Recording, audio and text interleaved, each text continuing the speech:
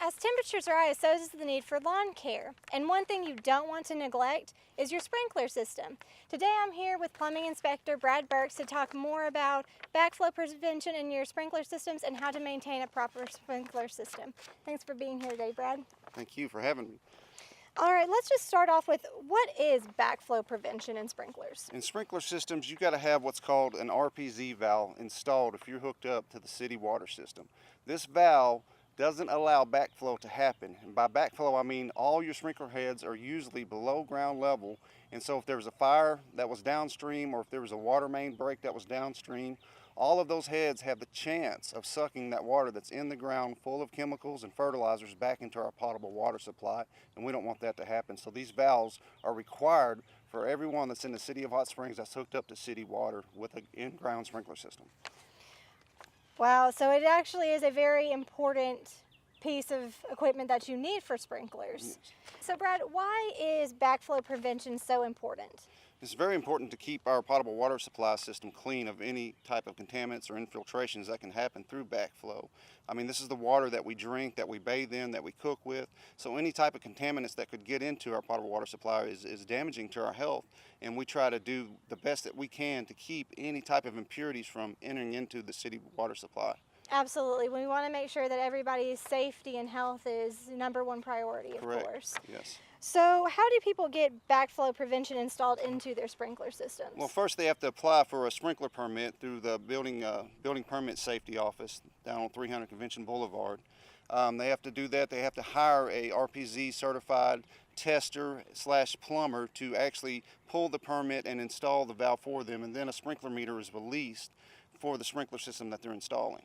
Now, of course, this all comes at a cost, I'm sure. Yes. So do they get quotes ahead of time, or? Yes, I mean, different, like anything else in plumbing, you can get as many quotes as you would like to get it done. I can't, specify how much it is to get one done because I'm unsure myself, but I know the different companies most of the time come out and give you free estimates or give you estimates over the phone of how much it would cost to install an RPZ valve on their backflow system. Perfect. Okay.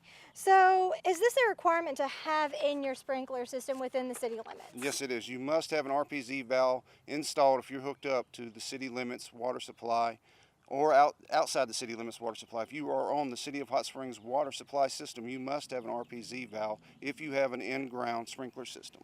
Okay. And it has to be tested on a yearly basis. On a yearly basis? Yes, every year. And what happens if they don't get this tested on a yearly basis? The plumbing company that does the test turns the test reports into me, and it goes into a computer program that we have. And every year it shows what valves have and have not been tested. And if your valve hasn't been tested in over a year, it's likely that your water supply can be shut off to your RPZ meter.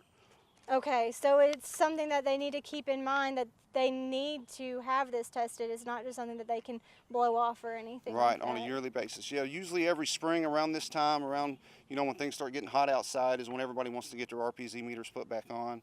And that's the best time to get them tested is when they are turned back on or when the valve is actually installed is the best time to get them tested every year.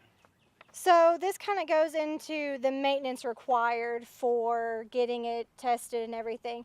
So who do they contact for that? Is it once a year that they get turned off around like winter and then turn it back on during the spring? How does that go? Right, you can either have it turned off, but it's best to get the valve disconnected, or they make what's called a hot box or green boxes, or some of the boxes look like rocks. And what it does is it protects the RPZ valve from freezing over the winter time, because these valves are rather expensive to purchase and also to install. So we try to recommend that they either have them removed in the wintertime before the first freeze and then put back on in the springtime when they're ready to water again, or they install a hot box or what they call a hot rock to go over the valve to keep it freezing during the winter months. So do they call your department every time to have this, or is this a plumber that they would need to call? It's a plumber that they would need to call. Okay.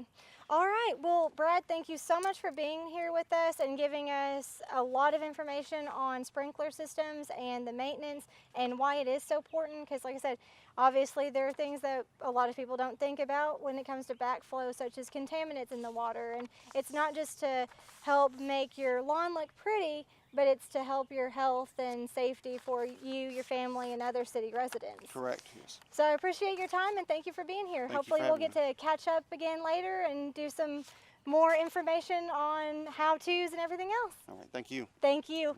We'll see you next time for more City News.